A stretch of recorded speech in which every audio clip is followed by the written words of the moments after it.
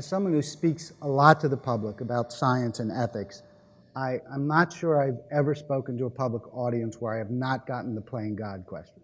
So I just preempt it in my talks now. Human beings have been playing God since we crawled out of the trees, right? I mean, we have altered our environment in ways from the time we became sedentary farmers thousands of years ago.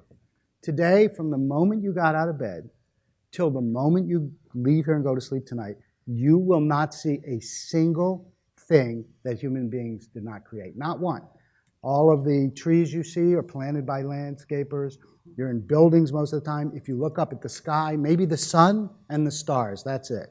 Our atmosphere is completely altered chemically from the way it was. Our cloud patterns are altered by industry and jet streams. There is nothing natural left in the world for human beings. And even when we go out to find natural things, with rare exceptions, there are also natural things that are managed by human beings. And so we play God every moment of every day. There are only two questions about playing God. One, how good or bad are we at it?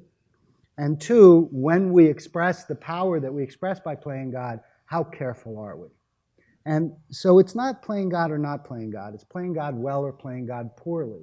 And part of the problem, and so the issue of modern science is not, are we going to start playing God? We're way past that. The issue is that science has become far more powerful. And because it's more powerful, because the capacity for harm is so much greater, the cautions and the inquiry and the introspection have to be so much greater. And that's why people ask the question.